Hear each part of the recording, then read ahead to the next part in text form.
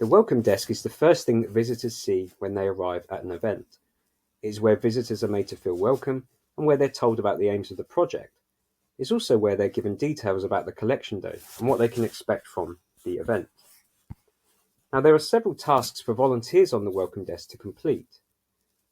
Firstly, they need to ensure that the data protection poster and the participant information pack, both of which include key information about the project, are made available to visitors, or are at least on display. These forms explain what will happen to the stories and the objects that people share with us. They tell them what information we'll hold about them, what we will share, what we won't share, where that information will be stored, on which servers, and so on. They don't need to sign this, but we should encourage them to read it, mainly to cover your and our backs. Now, at previous events, volunteers have tended to blue tack this poster to the entrance or on a wall and have kept copies on the welcome desk. You could also print some of these forms out if visitors feel like they would need a copy. Secondly, volunteers at this station need to keep track of visitors who wish to share their story and/or objects using the welcome desk tracking form. Now, this tracking form helps you keep track of any visitors who wish to come along and contribute a story or an object. Now, this form looks fairly straightforward. You just have to jot down people's names, their contact numbers, whether they've been sent off to interviews, and so on and so forth. Now, this is especially important if it's busy and you have a lot of visitors. But notice there's also an ID column on the left-hand side of this form. Now, to make it easier to identify, sort, and upload all the information that you collect at a collection event, every person who contributes a story should have a unique identification number assigned to them. Now, each ID number will consist of a 3-letter abbreviation of the location of the event. So if you're holding an event in Bradford, it might be BRA. If you're holding an event in Leicester, it might be LEI, for example. Plus a 3-digit number indicating when the person arrived, beginning 001 and then moving on to 002 and so on and so forth. So, for example, if I was to attend the Bradford event and I was the first person there, I would be assigned the number BRA001. The person who followed me up at the event would be BRA002. Now, this 3-letter abbreviation that denotes the location must be agreed with the project team in advance of your event to avoid different events having the same code.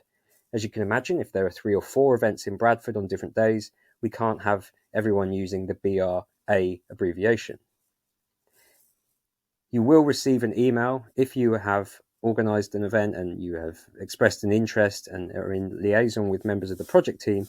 You will receive an email from us in advance of your event in order to confirm and potentially negotiate the 3-letter abbreviation.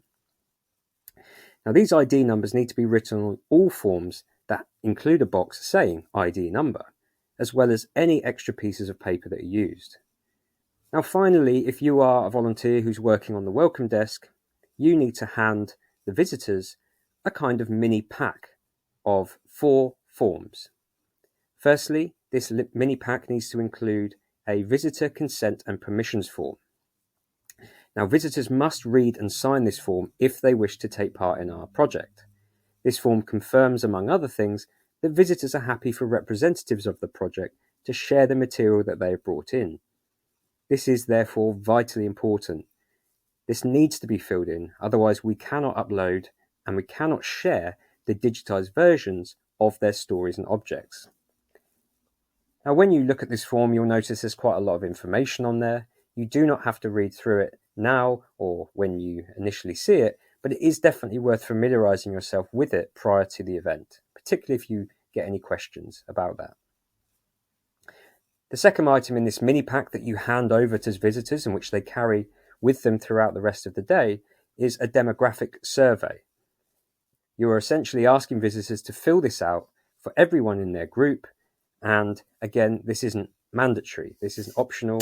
They do not have to fill this in if they don't want to. The third form is a story form. Now, this is important because this is where details of the visitor's story and objects will be recorded at the next stage. We will talk more about that in the next video. And then finally, you have the visitor feedback form. This is something that visitors can fill out to tell us what they think about the event, about the project, and so on and so forth. Now, what type of volunteer do you need on the welcome desk? Well, you need people that are good meet and greeters, who are good organisers, people who are comfortable helping people, people who enjoy and are good at face-to-face contact. You need people that are good at answering questions and resolving difficulties, people that enjoy or are good at keeping people happy. I would also suggest that if the event is busy and there is a bottleneck at the interview stage, welcome desk volunteers could start to collect some of the details from the visitors and begin filling out, for example, the story form, which I will discuss in more detail in the next video. But this is only if it's busy. And finally, whilst we're talking about the welcome stage, I should mention public areas. Now, something to consider for your welcome area of your venue should be a public area of some kind. Now, once you've taken the visitors' details and helped them fill out the relevant forms at this stage, they're going to need to go on to the interview stage. But if you're particularly busy, then there might be a queue, which means people will have to wait. So, depending on the size of your venue and the resources that you have available, we'd recommend that you organise an area or a waiting area of some kind. Now, as you can see from the pictures on your screen, this area could take many forms. You could, for example, hire living history actors. You could hire costumes or artifacts. You could show videos. You could play music.